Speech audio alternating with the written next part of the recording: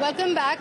We are reporting live from the civil hospital in Ahmedabad, where family members are awaiting the bodies of those who lost their lives in the ill-fated Ahmedabad to London Gatwick Air India flight. Now, as investigations continue, on one hand, the Civil Aviation Ministry has called for a high-level meeting as well that's currently underway. A briefing is expected at 1:30 p.m.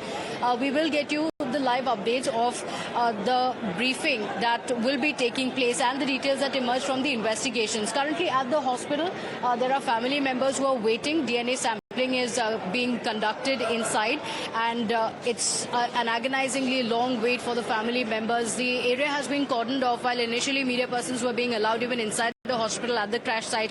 Now the areas have been secured completely. We have been speaking to the victims as well, to the family members on the devastating loss. Joining us live on the broadcast is Mr. Praveen Sukhdare, relative of Roshni Sanghare, who was also part of the Air India crew, a travel blogger herself. She was on this ill-fated flight that was headed to London Gatwick and unfortunately met with this tragic end. Mr. Praveen, thank you for joining us. It's a very, very tough time, I'm sure, for the family members. When did you come to know of the accident? When were you informed that Roshni is no more? मुझे 12 तारीख को पता चला 3:30 बजे, और उस time पे घर पे था, थाने में था। और जब मुझे पता चला तब मैं उसी तुरंत टाइम में यहाँ पे आया, डोंबिवली में आया। जो मेरी बहन थी वो घर पे अकेली थी, और मेरे जो जीजा है और उसका जो मेरा भतीजा है वो सब लोग अहमदाबाद गए। और साथ ही साथ हमारी जो दीदी वहीनी है वो भी वहाँ पे ही गई है। तो पूरी फैमिली जो अभी करंट फैमिली है हमारे यहाँ पे, और कुछ लोग वहाँ पे गए। तो वहाँ पे इन्वेस्टिगेशन चालू है, और वहाँ पे डीएनए रिपोर्ट भी दिया है। अभी दिया नहीं है, डीएनए लिया है, तो अभी उस रिपोर्ट का हम इंतज़ार कर रहे हैं फिलहाल।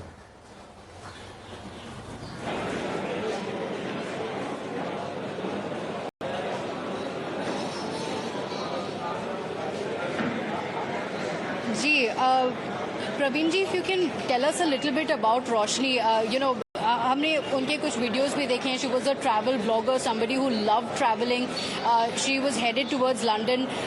Was it a personal visit? She was part of the Air India. When did she join Air India? And tell us a little bit about her. She was going to London. Has she spoken to the family members there? What are the details?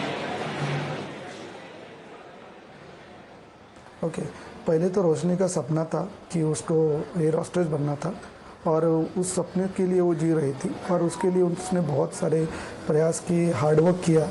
और उसके हमारी पूरी family ने, उसके माँ रहेगी, उसके पापा रहेंगे, हमारी पूरी फैमिली ने उसको सपोर्ट किया था। 4 साल पहले वो वहाँ पे ज्वाइन किया था, स्पाइस जेट के लिए ज्वाइन किया फर्स्ट ऑफ ऑल। उसके बाद उन्होंने कुछ एग्ज़ाम्स वगैरह दिया, उसके बाद एयर इंडिया में ज्वाइन किया। और ये एयर इंडिया को ज्वाइन करने के बाद इंटरनेशनल जो ट्रिप रहती है ना, उसके लिए कुछ एग्ज़ाम्स देने पड़ते, तो वो भी उसने क्रैक किया। और फिलहाल अभी वो इंटरनेशनल के लिए उसका चालू हुआ था। कम से कम 4.5 ईयर वो एयर होस्टेस का काम कर रही है। और साथ ही साथ जो ब्लॉगर भी है, उसके इंस्टाग्राम पे 55,000 फॉलोअर्स है, स्काई लवर करके उसका पेज है। ब्लॉगर भी है और इन्फ्लुएंसर है, साथ ही साथ बहुत एक्टिव थी, सबसे इम्पोर्टेंट। और हमें बहुत दुख हुआ इसका कि हमारी बहुत लाडली थी, और पूरी फैमिली की जवाबदारी और पूरी फैमिली की टेक केयर वही करती थी। तो इसलिए हम बहुत टेंशन में।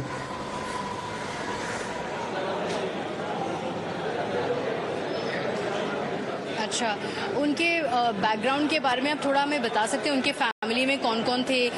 क्या उनको इन्फॉर्म कर दिया गया है एयर इंडिया की तरफ से? क्या वो फैमिली मेंबर्स यहाँ पे अभी अहमदाबाद में आ गए हैं? यस, अहमदाबाद में उसके पापा और उसका भाई, और साथ ही साथ जो बाकी के जो कलीग है हमारे पूरे फैमिली के, वो वहाँ पे, उसके अंकल वगैरह वहाँ पे है। और हमारी लेडीज़ भी, हमारी जो वहीनी है वो भी वहाँ पे है। और यहाँ पे हम सब बाकी की जो फैमिली है वो यहाँ पे डोंबिवली में है। और बैकग्राउंड बोला जाए तो उनकी जो पूरी फैमिली है वो मिडिल क्लास फैमिली है हमारी पूरी, और डाउन टू बोलते हैं ना, वहाँ से वो उनकी जर्नी स्टार्ट हुई थी, और 10 बाय 10 की जो रूम थी वहाँ से उनकी जर्नी स्टार्ट हुई थी, और अभी वो डोंबिवली में रहती है। तो वही उनका ड्रीम था, कुछ नया कुछ अच्छा करना था, और उसके लिए वो जी रही थी। तो प्रवीण जी, रोशनी के परिवार में और कौन कौन लोग हैं? आप सारे एक दूसरे को तो अच्छे से जानते हैं, आप सारे एक ही परिवार के हैं, लेकिन और कौन हैं रोशनी के साथ उनके परिवार में? उसके परिवार में यानी कि अभी जो फ़िलहाल डोंबिवली में जो रहते हैं वहाँ पे उसके पापा, उसका भाई और उसकी मम्मा, और वो ऐसे 4 लोग रहते हैं। और जो उसका भाई है वो मर्चेंट यानी कि शिपिंग में काम करता है, और उनके जो पापा है वो टेक्नीशियन है, और जो उसकी मम्मा है वो हाउसवाइफ है, जो वो हाउसवाइफ करके है। तो ऐसे उनकी पूरी फैमिली है। और मैं उसका मामा हूँ, और 2 मामा हैं उसके, एक बड़ा है और मैं छोटा मामा हूँ, और इसके फादर इन लॉ ये आजोबा है। ओके, सो सब लोग ऐसे है, पूरी फैमिली उनकी अभी यहाँ पे आई हुई है। तो रोशनी कब से एयर इंडिया के साथ जुड़ी हुई थी? 2 साल हुए उसको एयर इंडिया के साथ जुड़े हुए। तो कभी अपनी जो कहानियां हैं, क्योंकि वो एक ट्रैवल इन्फ्लुएंसर भी रही हैं और बहुत सारी तस्वीरें अपने जो एक्सपीरियंसेस हैं उनको भी शेयर करती हुई नज़र आ रही थी, तो पहले भी वो इस फ्लाइट में ट्रैवल कर चुकी हैं, मतलब जो ये अहमदाबाद टू लंदन की फ़्लाइट थी? वो पहले भी किया, उसने किया है ट्रैवल। तो कभी कोई फ़्लाइट का एक्सपीरियंस ऐसा शेयर किया है रोशनी ने? हम कभी भी उसको पूछते थे कि वहाँ पे जो कि खुद की टेक केयर कैसे करती है, तो वो बोलती थी कि मामू टेंशन मत ले, मैं सब कुछ हैंडल करती हूँ अच्छे से, कोई टेंशन लेने की बात नहीं है, हमें सब कुछ पता रहता है कैबिन क्रू को कैसे इमरजेंसी में क्या करना है क्या नहीं करना है। तो पूरी फैमिली को वही बोलती थी कि आप टेंशन मत लीजिए, सब कुछ हमें पता रहता है कैबिन क्रू को कि क्या करना है, इमरजेंसी में क्या करना है। तो ऐसे बोलती रहती थी, इसलिए हम कभी कभार टेंशन नहीं लेते थे कि उसको मालूम रहता है कि इमरजेंसी में क्या करना चाहिए, कैसे बाहर आते कैबिन क्रू, ये सब कुछ उसको पता था। फिर भी ऐसे ये जो हादसा हुआ है ना, उसके कारण हमें भी समझ में नहीं आ रहा है कि वो बाहर नहीं आई, उसने वो जो बाकी के लोगों का उसने सोचा होगा डेफिनेटली। बिल्कुल, बहुत ही दुखद समाचार है ये प्रवीण जी। हमारी संवेदनाएं आपके साथ, आपके पूरे परिवार के साथ, रोशनी के परिवार के साथ, क्योंकि ये किसी ने भी नहीं सोचा था, जैसे आपने कहा। और ये जो दर्द है, हम आशा करते हैं कि you and your family overcomes this pain of this loss. Thank you very much Praveen ji, आपका बहुत बहुत धन्यवाद हमारे साथ जुड़ने के लिए। Pratibha, back to you. Right, the family members have been speaking of the grief, how their dreams of the family members, of their loved ones were cut short while they took off from Ahmedabad. Within seconds, everything changing completely. We've heard several stories of families who were going to shift to London completely after months of planning that they had put into it, finally reuniting with their family members, some who were going on a holiday only to come back to the city after just a few days, all of it being crushed completely, all those dreams being crushed, all those conversations left unsaid. These are stories of the grief, all of it from the ill-fated flight. But imagine the grief of the family members. Many of them have not even received the bodies of their loved ones because they can't even be identified, because the impact of the crash and the flames were so high that the bodies have been charred beyond recognition.